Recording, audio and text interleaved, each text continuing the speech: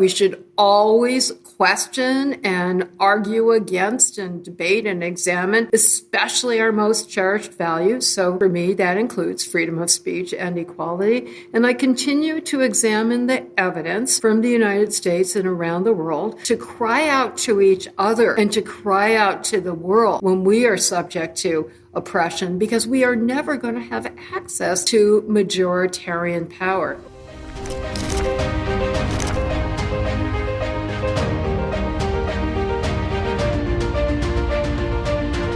Welcome to The Contrarian. I'm David Bernstein. In a world filled with noise, I'm here to provide the signal.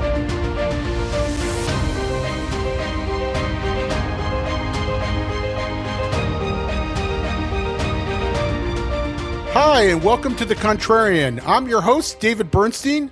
Today we speak with Nadine Strossen, one of my favorite people and thought leaders on issues of higher education and free speech and the law. Nadine, I'll introduce you more extensively beforehand, but and for me, you don't need any introduction. You're one of the people the go-to people that I read or want to talk to about some of the issues we're facing in higher education.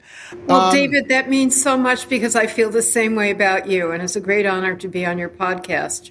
Thanks so much. So, Nadine, we had these presidents from the major universities come and address Congress, and that created a huge firestorm and a backlash afterwards.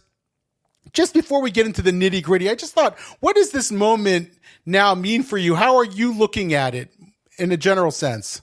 David, I am a lifelong activist, which means I am necessarily an optimist. So, as Winston Churchill once said, the optimist sees the opportunity in every challenge. By the way, the pessimist sees the challenge in every opportunity. But in all fairness, I do think there's a lot of reason to believe that the negative aspects of the testimony and the overwhelmingly negative reaction to that testimony and the understandable concern about the spread of anti-Semitism on our most elite university campuses has galvanized a reaction that is positive in terms of increasing efforts not only against anti-Semitism, but also in support of free speech. And I know you and I are on the same page about this, but not everybody understands that opposing anti-Semitism really requires opposing censorship and supporting free speech, because we Jews and Zionists are always going to be on the wrong end of any unduly vague or broad censorship authority, including on campus. Yeah. You know, one thing I've been telling my friends in the Jewish world who are concerned, as we are, about the environment is that if you look at FIRE's annual survey on free speech, you find the campuses that are most hostile to free speech to also be the ones that are most likely to have hostile environments to Jews in Israel. So it's not like we shouldn't want to create more restrictive free speech environments if we're trying to oppose anti-Semitism. Quite the contrary. And that's exactly correct. Not all of your audience may know that FIRE is the acronym for the Foundation for Individual Rights and Expression, of which I'm a senior fellow. So I want to point out who is responsible for that very in-depth survey, which is done in conjunction with College Pulse, and as has gotten a lot of publicity for all of the professions that the presidents of Harvard and Penn made at the congressional hearings about their supposed commitment to free speech when it comes to not censoring anti-Semitic, anti-Zionist speech.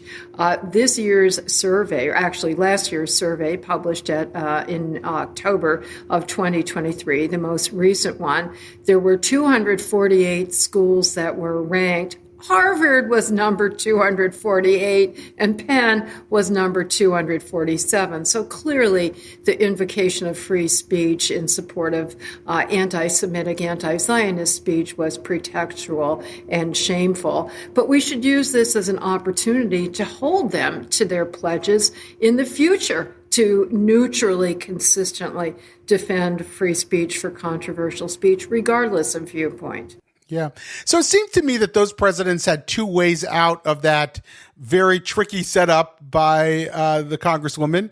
The first was they could have said, look, we're campuses and universities that value freedom of speech. We have not done a good job of living up to it as of late. And so I can understand why you might think that we're being hypocritical when we apply it now, but please judge us for what we do in the future. We are going to stick to those principles. They didn't do that. The second thing that they could have done, it seems to me, in their private universities, is that we're not public universities. We're private universities. We have hate speech policies. We have not done a good job of applying them to the Jewish community. From here on out, we will do that. Now, I prefer the first answer to the second one, but it seems that those are the only two ways out of that bind that they were placed in. What do you think about that? I agree with your assessment, David. Anytime that there is a violation of an equality principle, which is what we're talking about, one could either level up or level down. Unfortunately, the University of Pennsylvania president chose to level down and to say, we have been abiding by First Amendment standards. Not true, but that's what she said.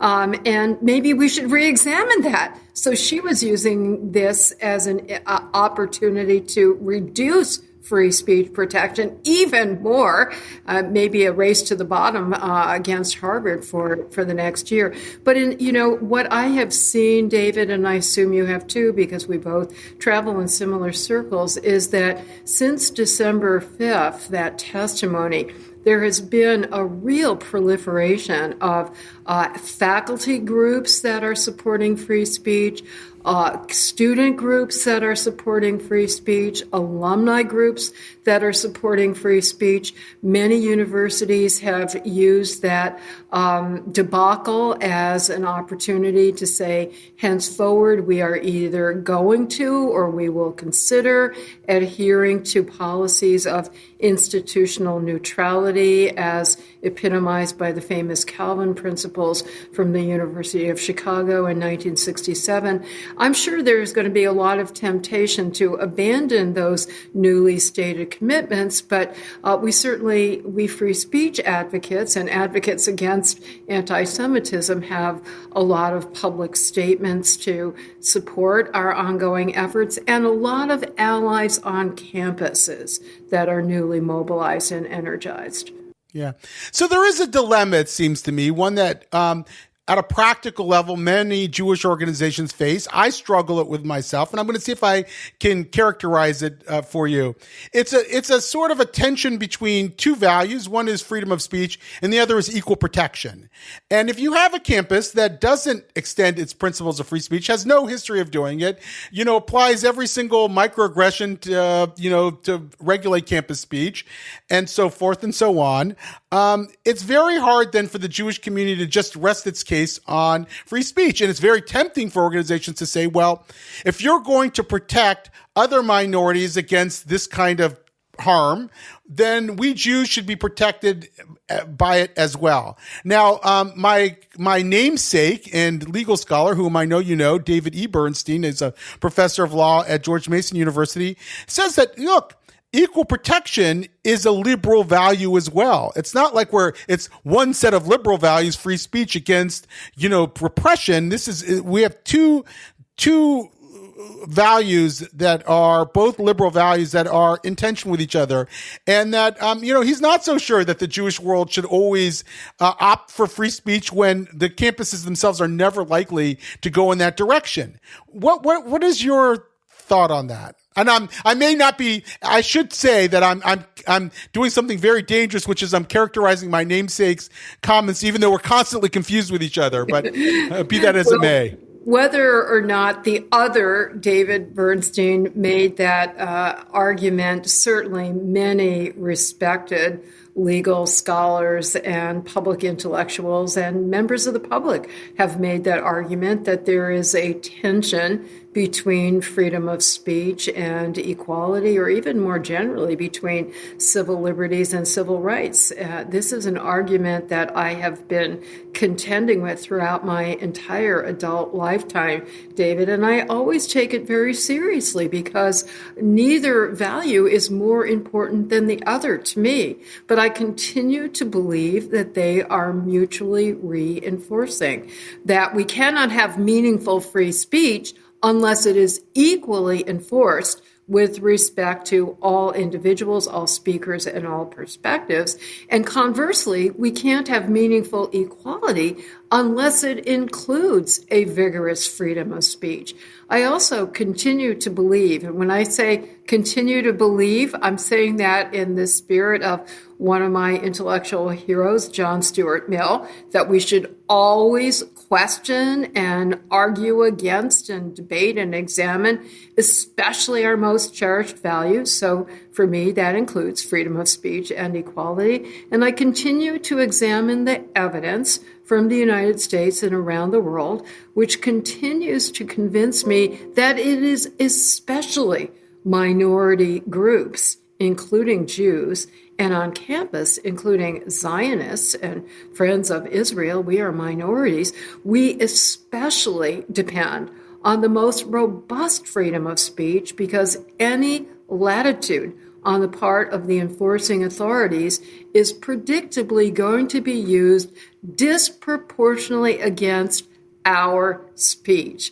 This is an argument that to me has never been better made than by R.A. Nair, who was the executive director of the American Civil Liberties Union, an organization of which I later became president. But in the late 1970s, under the leadership of R.A. Nair as executive director, the ACLU famously or infamously, depending on your perspective, came to the defense of free speech rights for neo-Nazis in Skokie, Illinois, a town with a large survivor population, Holocaust survivor population, as well as a large Jewish population in general. R.A. was himself a Holocaust survivor. He was born in Nazi Germany. His extended family was completely slaughtered by the Nazis. He and his immediate family ultimately escaped after many harrowing experiences and great suffering. And after leading the ACLU to an easy legal victory in the Skokie case, but one where we had a lot of public opinion against our position, R.A. wrote a classic book called Defending My Enemy. And I reread it every few years. I will tell you and your audience, David, that the book is out of print, but R.A., who is a dear friend and mentor, has given me permission to send the PDF to anybody who's interested. It really stands the test of time, and a paraphrase can't do justice. But basically, he says, we Jews are the ones who need robust free speech to cry out to each other and to cry out to the world when we are subject to oppression, because we are never going to have access to majoritarian power. I smile when I say that because, of course, anti-Semitic conspiracy theories say that we Jews have all the power, right? I've posed this question to three really fine legal minds in addition to yourself, and I'm going to do the treacherous activity of trying to paraphrase them for a second. I asked Ilya Shapiro, who's at the Manhattan Institute, about this tension between free speech and equal protection. And he said, look, in practice, he actually doesn't believe there is one that there's conduct and there's speech. And when there's speech, we should allow it. It should be, when there's anti-Semitic conduct, we shouldn't. And he didn't think that there was much of a tension between, let's say, Title VI claims and free speech. Another person I asked was Randy Barnett, and Randy ended up, who's at Georgetown. Randy ended up where sort of my namesake David E. Bernstein was, and said, well, maybe the Jewish community needs different voices doing different things. In other words, it's fine to have a Ken Marcus and Brandeis Center who are pushing with Title VI cases, and at the same time other groups who are pushing for free speech, and let that tension play out. Maybe that's how you'll get the best results in the long run. And perhaps even if there are if schools must consider Jews as one of the protected classes, that it'll actually blow up the whole ideological framework. That's another theory out there. A third came from Eugene Volokh. And Eugene, the way he classified the equal protection argument is he said it's equal protection of repression. In other words, he really did not want to deal with the equal protection at all. He thought that we really have to be on the side of free speech. So, again, we're in terms of that, where do you end up? Are you with Eugene Volokh on that, or the others? Well, first of all, I admire and respect all of the experts that you cite, and they are my go-to sources when I have free speech questions. They're at the top of the list. Let me say this, David, that Title VI comes close to accurately stating what I think is the correct legal formulation that would fairly encompass meaningful equal protection as well as meaningful free speech standards. And so the differences among all of us and the difference between, let's say, the Brandeis Center and FIRE, the Foundation for Individual Rights and Expression, may seem like angels dancing on the head of a pin to the outside world, but they may be significant in particular factual circumstances, but I don't want to exaggerate the difference. So I think I can do a pretty good paraphrase of what the Title VI standard is as enunciated by the Department of Education Office of Civil Rights. And by the way, for members of the audience, we're referring to Title VI of the famous 1964 federal anti-discrimination law, which it requires. And by the way, the reason it's relevant here is any university that receives federal funds, whether it's a public university or a private university, virtually all of them receive federal funds. A condition of that federal funding is that they comply with the anti-discrimination obligations of Title VI, which prohibit discriminatory harassment, or sometimes called hostile environment harassment, against various groups, and those groups clearly include Jewish students and anti-Semitic harassment. So what is the Title VI definition, the standard that has been promulgated by letters that have recently been sent by the Department of Education?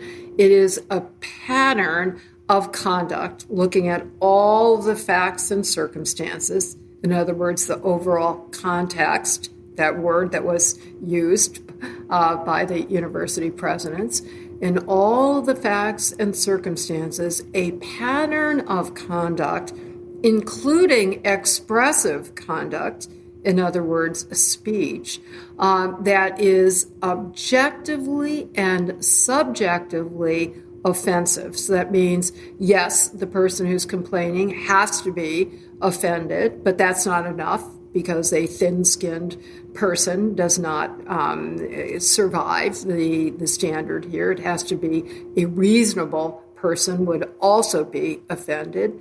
That is, and that offensive expressive conduct is so severe or pervasive that it denies or limits an equal educational opportunity.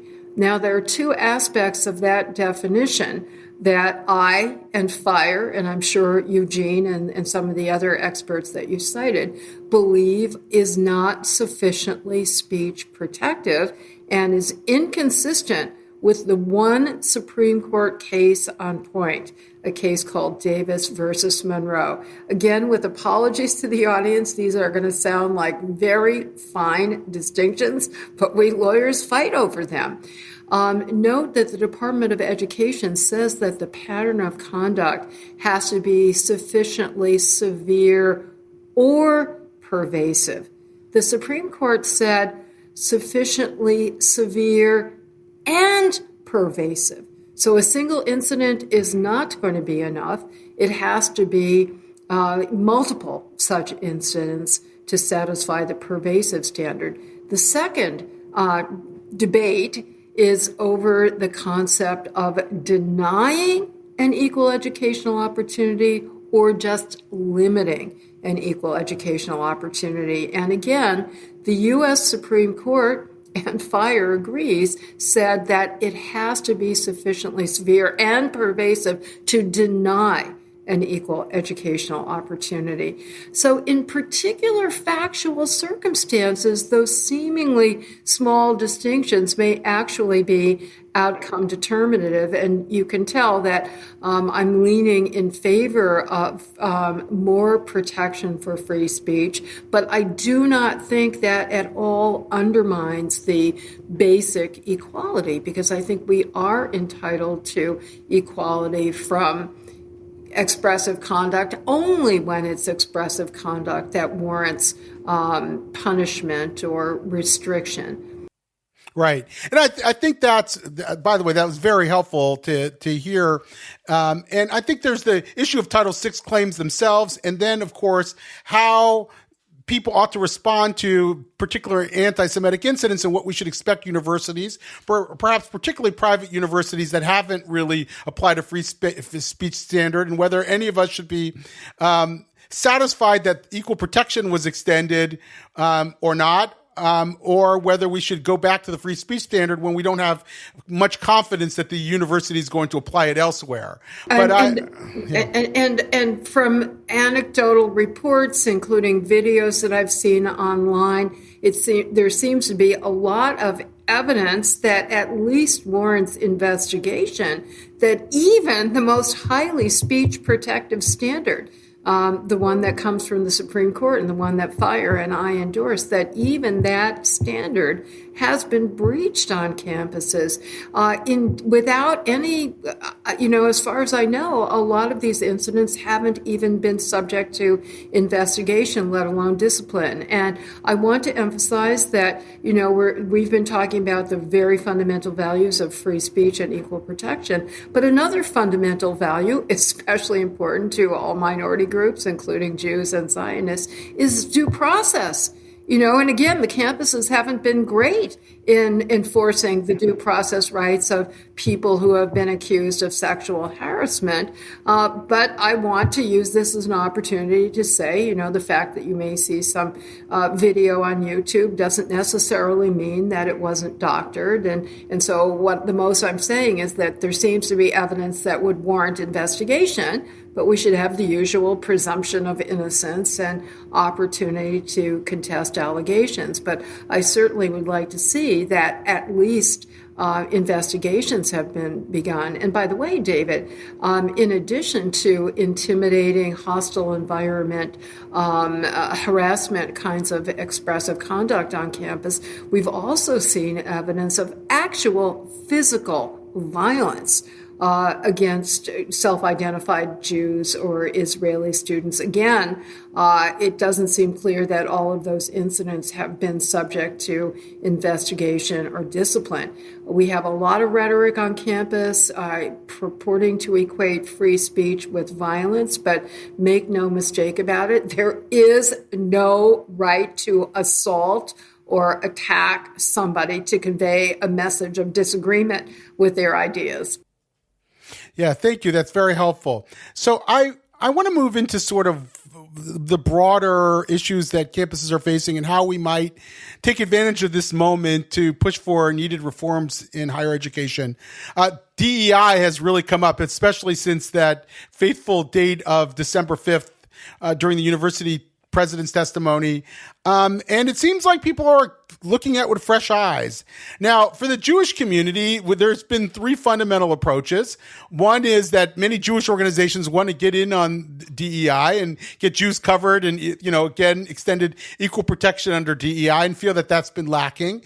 And that will be the way that they interface with DEI. I would argue that that's in most cases a mistake, that most DEI is quite ideological, and by trying to get the Jewish narrative insinuated into the DEI framework, we're reinforcing an ideologically problematic tendency. A second approach has been to just call for the end of DEI everywhere. Barry Weiss argued that, and others have argued that as well.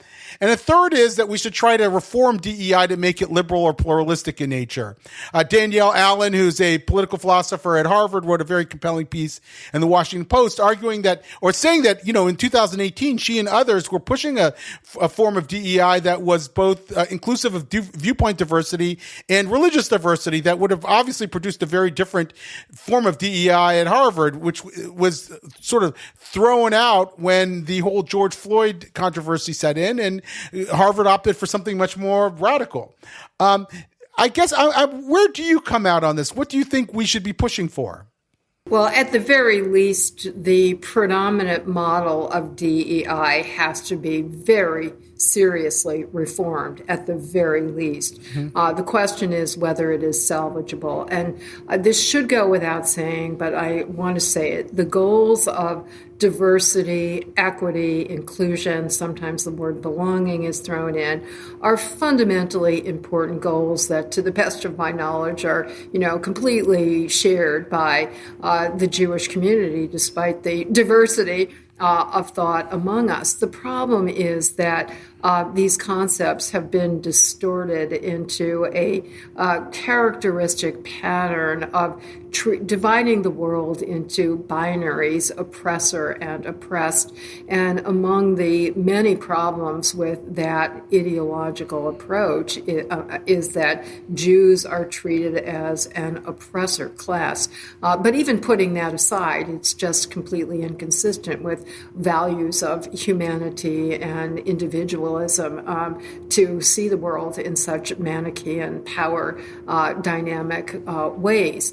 Now, I agree. I have actually read the Harvard report that Danielle Allen referenced in that excellent Washington Post op-ed. I was so intrigued by what she said about it that I went and read the report. And it is a very full-fledged notion of what I would call pluralism and multiculturalism on campus, that campuses should welcome and expose students to a range of perspectives and beliefs and philosophies and values, as well as a range of experiences and personal values.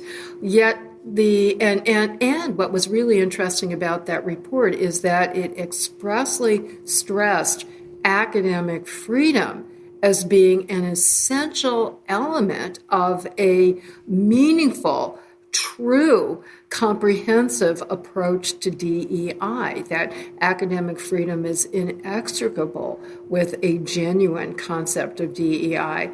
That all sounds very good, but as you rightly point out, David, and as Danielle herself pointed out in that op-ed, it was one thing to pledge that that would be what the DEI bureaucracy fostered, and another thing for them to actually do it. In fact, they pretty much ignored the report and went back to the problematic pre-existing Manichaean oppressor-oppressed, power-oriented view. And I suspect that the individuals and the offices that are now have now proliferated across campuses, it's going to be very, very hard to change their culture, even with such a well-reasoned and persuasive report authored and supported by such leading intellectual luminaries as Danielle Allen. If they can't change these agencies, I'm a little bit, I think that weighs in favor of let's start from scratch, maybe we have to come up with new terminology. to more clearly signal what it is that we're aiming for. Maybe Yes. offices of academic freedom and intellectual diversity or pluralism might be a good alternative. Yeah, I think Ibu Patel suggested, it was in a David Brooks column in the New York Times, that we have a chief cooperation officer, which would be another approach. So in other words, change the DEI model into a cooperative endeavor. But, as you're saying, it would still be hard to reform these bureaucracies. I note that University of Michigan, among others, has $30 million a year in its DEI program. That's a gargantuan bureaucracy we're dealing with there. And it's hard for me to imagine that it would be reformable, even if you had university leadership that wanted it to embrace a pluralistic model of DEI. And the people who were hired probably were hired because they were subscribing to the prevailing orthodoxy on these issues, and would probably do everything they could to resist change. Yeah, I imagine so. So I think it's doable, but I think a mutual friend of ours, Angel Eduardo, had tweeted out right after this that we shouldn't throw the baby out with the bathwater. And I'm sort of wondering whether we might need to empty the bath first and refill it with water. Even though I understand, of course, we don't want to lose the diversity as a goal in society. Of course, we don't want monolithic workplaces or monolithic universities, but if this is not going to get us there, then we're going to have to, try something completely different, I suspect.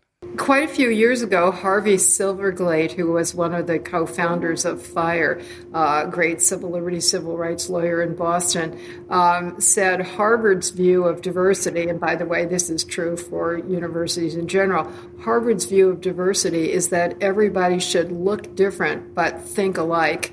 You're right. Yes, and I think that's what DEI does. Now, DEI is not the only problem. I mean, we have these very well-entrenched university programs in the social sciences and the humanities. Someone called them victim studies recently. I can't remember who used that term. Grievance studies, Grievance studies, victim. Yes, exactly.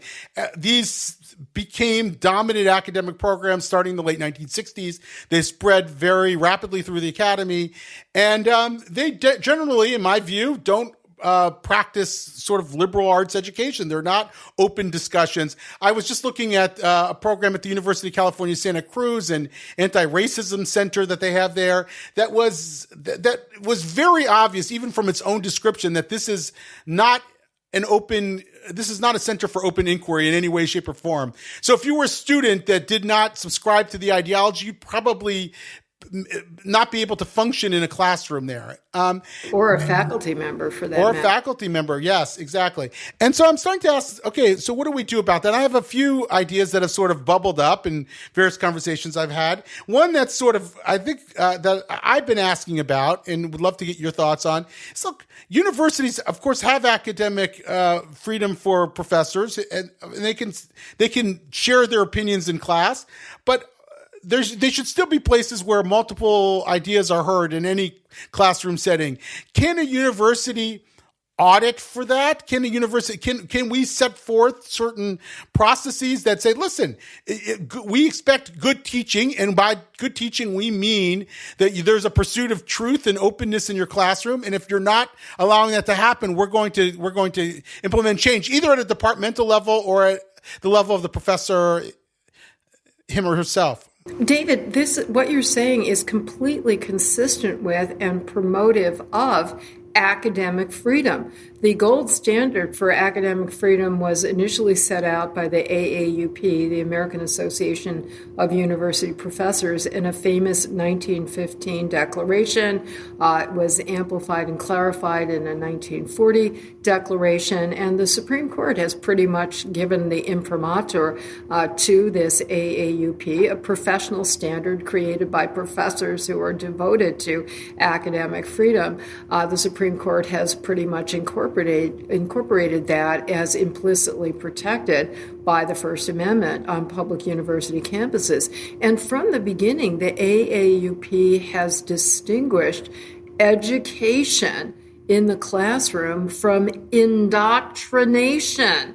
that on the one hand, the professor is given professional discretion consistent with his or her expertise to decide what materials to teach, what curricula, what pedagogical methods, but the professor has a professional responsibility, also consistent with the student's academic freedom rights, not to use the classroom as a pulpit for A, saying anything about issues that are beyond the topic of the class, and B, engaging in indoctrination as opposed to stimulating critical thought and inquiry and debate on the part of the students. And it is absolutely a university's responsibility to its students and to its faculty members to ensure that faculty members are engaging in appropriate pedagogy. This is done as a faculty member myself. I can attest to personal experience. It's done for purposes of initial hiring. You may have to teach a sample class, for purposes of annual reviews, for purposes of promotion and tenure decisions, to have academic colleagues visit your class to observe how you're teaching. It's also another form of enforcement that these standards are adhered to is through student evaluations. And some student evaluations may be petty and say, we don't like the way the professor dresses. But if you see a pattern of student evaluations saying, we're supposed to be studying math, but the teacher is always talking about war in the Middle East, or, we're supposed to be talking about human rights, but the professor is always instilling Ibram X. Kendi's views and saying that anything else is racist, that would be not only not supported by the faculty members' academic freedom rights, but in fact would be a violation of the students' academic freedom rights. Yes. You used the term academic freedom for students. I think that might be the first I've heard someone apply it in that way, the doctrine of academic freedom for students. And I've been, my understanding of academic freedom, and perhaps it's a limited one, is that it applied just to professors, that professors had the right to state their authentic view, and we shouldn't punish them for that. Yet, it seems to me that sometimes is a cover for very bad teaching too, and teaching that's indoctrinating students. And I have not heard a lot of applying this idea of academic freedom to the rights of students to hear a multiplicity of views and to be able to express themselves in a classroom where they disagree with a professor or disagree with the prevailing thought of that discipline. Is that a blind spot in And not really. And people may use different terminology to convey the same concept. The freedom of speech itself, which applies beyond the university, includes not only the right of the speaker to convey information and ideas, but also the right of the audience members to hear information and ideas. I use the term academic freedom, perhaps in a quixotic way, but to capture the concept that in a campus setting, the student has a right. It may be a contractual right that's promised by the university, but I think it's also a right that's promised by the university's pledge of support for academic freedom. If it's a private institution, they all do that, or its obligation to protect academic freedom under the First Amendment if it's a public institution, to ensure exactly what you said, David, that in the classroom the students are, in fact, given what they've been promised, which is expert information and plausible perspectives on the topic at hand, as opposed to any kind of ranting and raving on topics that are not germane to the subject at hand, and also as opposed to indoctrinating single viewpoints on a topic that you are supposed to be teaching. Yeah. The other term or the other phrase I've heard is the Student Bill of Rights. I'm not sure if that's been a fully developed concept, but I do feel like that's what's needed is the Student Bill of Rights that includes their ability to hear multiple perspectives and be able to express a point of view, perhaps not unqualified, but express a point of view within class that might differ from the professors. I think that's an excellent concept, but I would also add to it a student's bill of responsibilities, which is the responsibility to listen with an open mind to perspectives that you may deeply disagree with or even find offensive. In certain settings. And you know what I think is interesting about these concepts is even beyond specific legalities or technicalities, I think these could be great educational and training tools for members of a university community to hammer out what should be our code of conduct.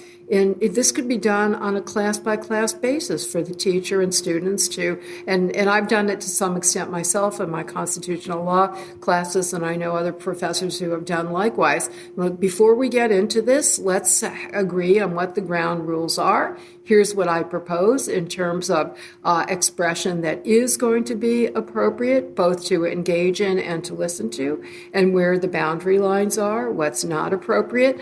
But I want you all to have buy-in into this. So before the course starts, send me any feedback, any proposed amendments, and provide a way for that to be done anonymously so the student isn't afraid that, if I say something that disagrees with the professor, that might harm me. And I think that could be such a wonderful opportunity to really understand the meaning of freedom of speech and its importance, and to understand not only how broad its scope is, but that the scope is not infinite, because we see so many people wrongly asserting that they have free speech to, in fact, engage in violations of the free speech rights of others. Somebody told me about a pro-Israel demonstration that was taking place at the University of Chicago shortly after October 7th, and it was being shouted down by pro-Palestinian demonstrators to the point that even speakers with a microphone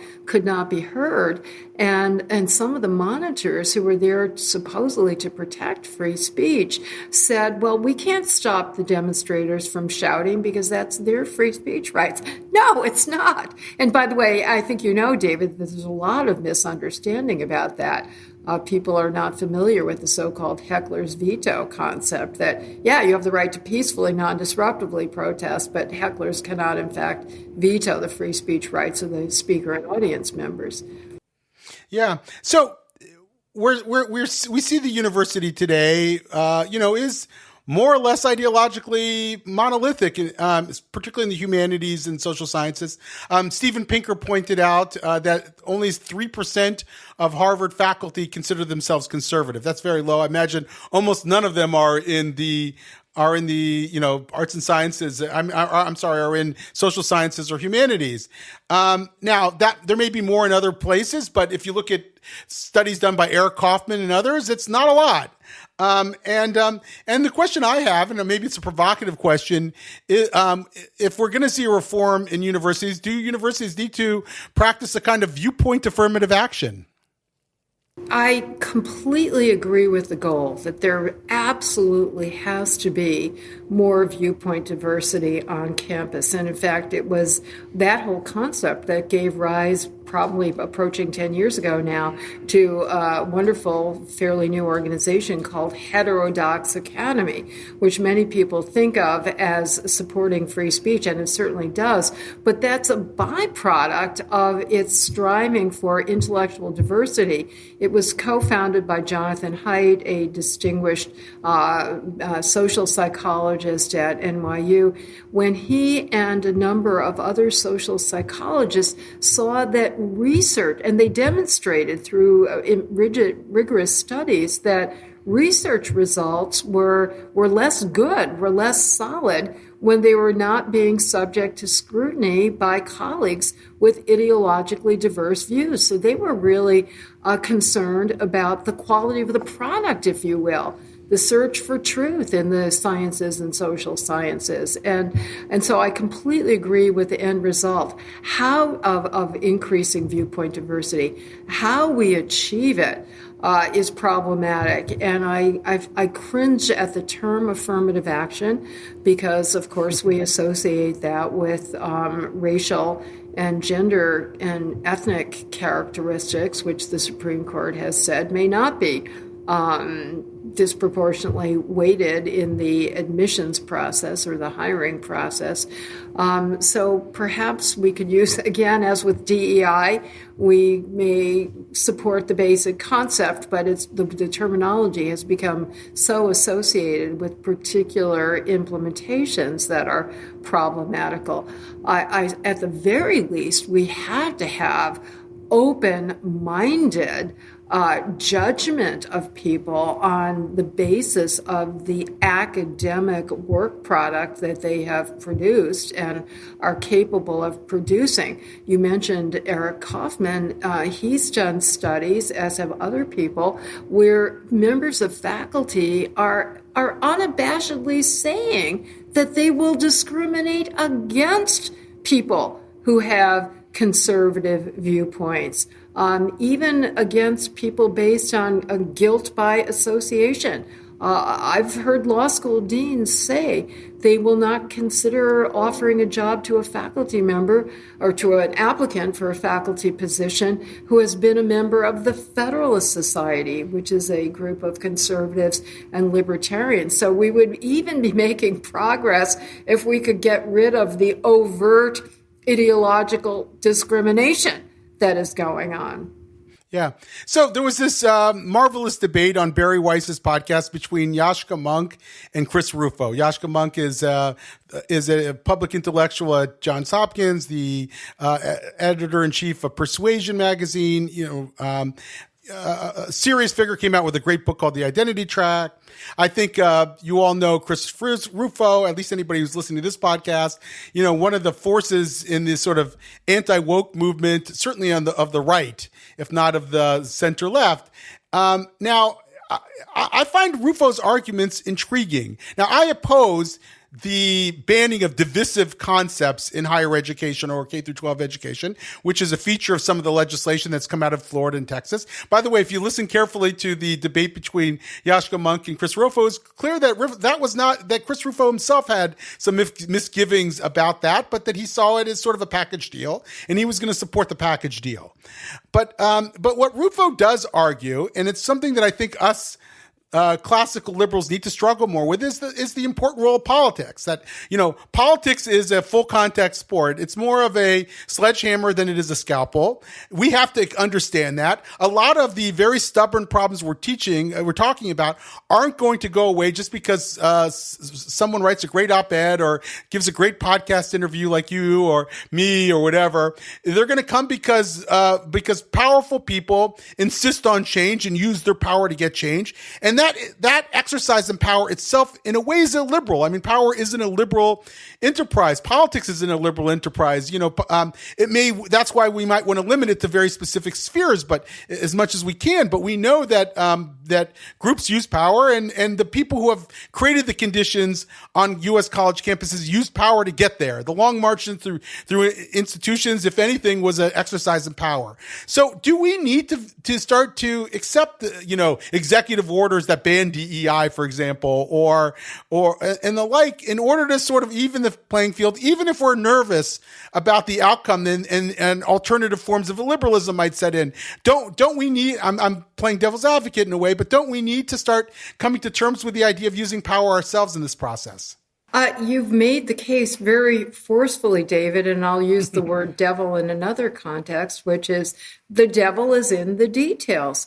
I mean, my libertarian friends at the Cato Institute seem to have much more of an absolute, or even perhaps an absolute opposition to government legislation, even ostensibly in support of individual liberties that they would otherwise endorse. So I remember having debates with friends at the Cato Institute about the 1964 Civil Rights Law, to use an example that we referred to to earlier. That's an exercise of government power that took away from individuals and individual organizations and groups a choice that they used to have to decide not to associate with particular individuals or groups. And the ACLU and other civil liberties and human rights organizations thought this is a positive use of government power that has a net benefit for civil liberties and civil rights. And I certainly, FIRE has supported certain government legislation to protect freedom of speech on campus. So banning DEI statements, for example, they created model legislation for that. Yeah. Exactly. And so again, there may be different, emphases among the legislation, but I would certainly never oppose legislation categorically. To the contrary, I think it can be a very important stimulus, first of all, to internal reform on the part of the campuses. It may be a wake-up call. We want to avoid this heavy-handed legislation. Maybe we ought to do some internal reform to stave it off. Yeah, let me just play one specific example. Let's say, a governor says, or a governor or a legislative body says that, grievance studies in our public universities, we don't think that reflects the values of the university. We don't think it reflects the values of society. And we think it's mostly unscholarly, which I think they have a good point. The question is, and they decide they order the university to ban these departments altogether. Is that overstepping their bounds? What do you think about that? Now, I would find that extremely troubling. The whole idea of academic freedom, which began in the 19th century in great German universities and then was brought over to this country early in the 20th century by the AAUP, it originated as a way to protect institutional autonomy of the universities and to defer to the professional academic expertise of members of the campus community against such heavy-handed interference by, even if it's well-intended, by those who are non-experts but wield either economic or political power. Especially the reference you made, David, to deciding that there's no academic merit. I'm very nervous about delegating that kind of determination to politicians. And believe me, I have no love lost for many so-called experts in the academy who I think are violating academic freedom rights of their colleagues and of their students. But it's sort of like, which is the lesser of two evils? I would rather trust the academic community to make those determinations with appropriate kinds of encouragement and enforcement from the outside. But I think the more detailed the interference is into the curriculum and determination of departments, the more that is really undermining academic freedom, no matter how well intended it might be. By the way, K through 12 is a different matter. There, historically, the Supreme Court and FIRE, among others, have argued that there is more room for discretion on the part of politically accountable school boards and school officials to make determinations about what will be in the curriculum and what will be in the library and what will not be. Great. Well, Nadine, this has been, as I knew it would be, a very rich and thoughtful conversation. I don't think I've talked to anybody who's thought more deeply about these issues for as long as you have. I mean, I've talked to very, very thoughtful people, but you've really spent your life and career talking about them, and it really shows. So I'm very honored that you joined us and look forward to continuing the conversation. Thank you, David. Thank you for the wonderful podcast and for all of your great work. Thank you for tuning in to The Contrarian. If you enjoyed the show, be sure to give us a thumbs up and subscribe to our YouTube channel. Don't forget to rate our podcast on Apple and Spotify. Stay connected with us on social media for more updates. Until next time, keep challenging.